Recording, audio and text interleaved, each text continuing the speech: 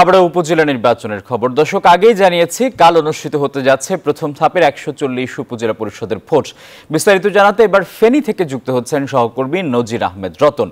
রতন, নির্বাচনী সরঞ্জাম পাঠানো সম্পর্কে জানাবেন।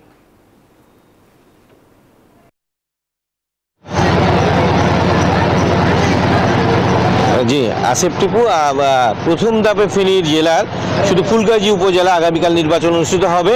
আমি এখন রয়েছি ফুলগাজী উপজেলা নির্বাচন পরিষদ ভবনের সামনে। এখানে কিন্তু নির্বাচনী সরঞ্জাম নেওয়ার জন্য অর্থাৎ আনসার বিডিবি সদস্যরা পিক আপ নিয়ে অপেক্ষা করছেন।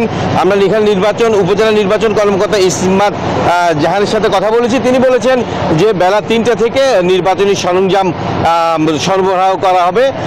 আসিফ, জানিয়ে রাখি যে এখানে আগামীকাল যে উপজেলা ফুলগাজী নির্বাচনে কিন্তু 32টি কেন্দ্রে নির্বাচন অনুষ্ঠিত হবে এবং এখানে ভোটার সংখ্যা রয়েছেন 1,06,571 জন এবং চেয়ারম্যান প্রার্থী রয়েছেন 2 জন এবং ভাইস চেয়ারম্যান প্রার্থী রয়েছে 5 জন। এদিকে মহিলা ভাইস চেয়ারম্যান কিন্তু ইতিমধ্যে বিনা প্রতিদ্বন্দ্বিতায় নির্বাচিত হয়েছেন।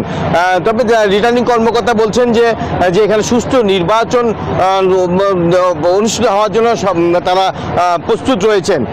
তো এই ছিল আমার কাছ থেকে আজ ফুলগাজী উপজেলা নির্বাচন যে নির্বাচনী সরঞ্জাম সরবরাহ করা হবে তার সবশেষ তথ্য।